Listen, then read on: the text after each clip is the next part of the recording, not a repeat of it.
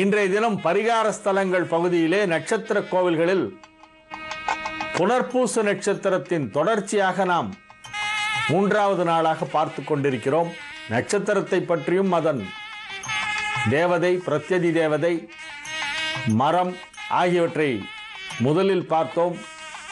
புனர்பூச நட்சத்திரத்திற்கு உரிய மரம் மூங்கில் மரம். அந்த மூங்கில் மரம் தலவிருட்சமாக உள்ள தலங்கள் ஒவ்வொன்றாக பார்த்து கொண்டு வருகிறோம். திருநெல்வேலியிலே தெவிட்டாத அல்வாவாக விளங்குகின்ற காந்திமதி அம்மனின் அருட்பெரும் கருணையை சிந்திக்கும் வாய்ப்பு நேற்றைய நிகழ்ச்சியிலே கிடைத்தது. சிறிய கோவில், சிதம்பரம் நடராஜர் கோவிலிலிருந்து நேராக அண்ணாமலை பல்கலைக்கழகம் உள்ளே சென்று பல்கலைக்கழக வளாகத்தை ஒட்டினார் போல் அதற்கு பின்புறம் இருக்கின்ற கோவில் திருவேட்களம். இந்த திருவேட்களம் என்பது ஞானசம்பந்த பெருமான் பலகாலம் தங்கி இருந்த தலம். தில்லை நடராஜ பெருமானை தரிசனம் செய்வதற்கு திருஞான சம்பந்தர் வந்தபோது திருவேட்களத்தில் தங்கியிருந்தார் என்னும் ஒரு குறிப்பு பெரியவர்களால் சொல்லப்படுகிறது.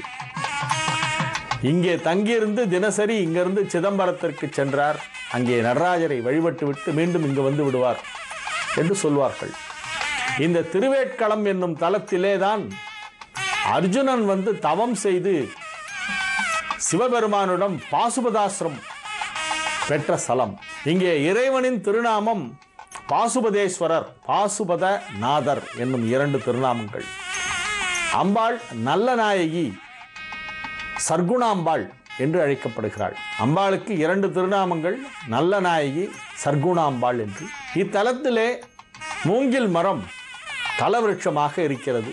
அர்ஜுனனுக்கு பாசுபதம் வழங்கிய ஈஸ்வரனாக இந்த ஈஸ்வரன் விளங்குவதால் அந்த வெற்றி கிடைப்பதற்கு இங்கு வந்து இறைவனை வழிபடுவது வழக்கம். எங்கெல்லாம் கோதண்டம் இருக்கிறதோ அங்கெல்லாம் வெற்றி நிச்சயம். எங்கெல்லாம் ராமநாமம் இருக்கிறதோ அங்கெல்லாம் வெற்றி நிச்சயம். ராமாயணத்துடனும் மகாபாரதத்துடனும் தொடர்புடைய ஒரு கோவிலாக இந்த திருவேட்களம் விளங்குகிறது. அர்ஜுனனுக்கு ஈஸ்வரன் அருள் புரிந்த தலம். அப்பர்பிரானுடைய ஒரு பதிகமும் ஞானசம்பந்த பெருமானின் ஒரு பதிகமும் இத்தலத்திற்கு பாடப்பட்டுள்ளது. மூங்கில் மரம் தலவிருட்சமாக உள்ள மற்றொரு கோவில் திருப்பாசூர். திருப்பாசூர் என்பது சென்னையிலிருந்து திருத்தணி செல்கின்ற பாதையிலே, நான் திருப்பதிக்கு போகும்போதெல்லாம் மெயின் ரோட்ல போவோம் இல்லையா, திருவள்ளூர் திருத்தணி வழியாக திருப்பதி செல்வோம் அல்லவா, அந்த மெயின் ரோட்லேயே திருவள்ளூர் தாண்டி ஒரு 10 கிலோமீட்டர் போகும்போது ஒரு சாலை வளைவு ஒன்று வரும். அந்த வளைவிற்கு பக்கத்திலே ஒரு பழைய சிவன் கோவில் ஒன்று இருக்கும். மெயின் ரோட்லேயே இருக்கு. திருவள்ளூருக்கும் திருத்தணிக்கும் இடையே உள்ள மெயின் ரோட்ல திருப்பாசூர் இருக்கிறது. திருவள்ளூரிலிருந்து ஒரு 10 கிலோமீட்டர் இருக்கும். இது அங்கே இங்கே தேடவே வேண்டாம். அது வழியாக தான் எல்லாரும் திருத்தணிக்கு போனோம். அந்த ரோடு வழியாக தான் திருப்பதி போகிற பஸ் எல்லாம் போகும். இந்த திருப்பாசூரிலே தலவிருட்சமாக இருப்பது மூங்கில் மரம். பாசுபதீஸ்வரர் என்று இறைவனுக்கு திருநாமம். திருவேட்களத்திலே பாசுபதேஸ்வரர் என்னும் திருநாமம். திருப்பாசூரிலே பாசுபதீஸ்வரர் என்பது இறைவனின் திருநாமம். அதை தவிர உடையவர், பாசூர்நாதர் என்றெல்லாம் பல திருநாமங்களால் அழைக்கப்படுகின்ற ஒரு அற்புதமான ஒரு திருக்கோவில். இங்கும் சுயம்பு லிங்கம், லிங்க திருமேனி. இங்கே பல அதிசயமான விஷயங்கள் எல்லாம் இந்த தலத்தில் இருக்கின்றன. அம்பாளுடைய திருநாமம் பாசுபதி நாயகி, மோகனாம்பாள், பனைமுலை நாச்சியார் என்பன அம்பாளுடைய திருநாமம்.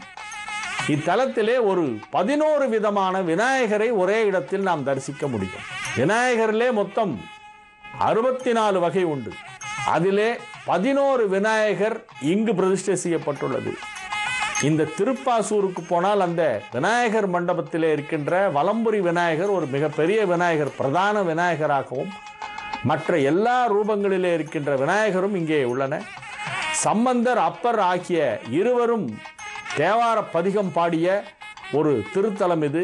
தொண்டை நாட்டிலே உள்ள 32 பாடல் பெற்ற ஸ்தலங்களுள் இதுவும் ஒன்று. திருமண தடை நீக்கும் தலமாக இது விளங்குகிறது. நீண்ட காலமாக திருமணம் தடைபட்டு கொண்டிருப்பவர்கள் திருப்பாசூர் சென்று அங்கே எழுந்தருளி இருக்கின்ற பாசுபதீஸ்வரர், பாசுபதி நாயகி தரிசனம் செய்து கொண்டு அந்த 11 விநாயகர்களையும் வேண்டிக் கொண்டு வந்தால் திருமண தடை விலகும். புனர்பூச நட்சத்திரத்திலே பிறந்தவர்கள் அவசியம் சென்று தரிசிக்க வேண்டிய தலங்களுள் இந்த திருவேட்களமும் திருப்பாசூரும் மிகவும் முக்கியமானவை. திருவேட்களம் சிதம்பரத்திற்கு பக்கத்திலே இருக்கிறது. திருப்பாசூர் திருவள்ளூர் திருத்தணி மார்க்கத்திலே மெயின் ரோடிலே இருக்கிறது. இவ்விரு தலங்களும் மூங்கில் மரத்தை தலவிருட்சமாக கொண்ட கோவில்கள் என்பதால் இத்தலத்திற்கு புனர்பூச நட்சத்திரக்காரர்கள் ஒரு முறையேனும் சென்று வழிபட வேண்டும். பலமுறை வழிபட்டால் நன்மைகள் அதிகம்.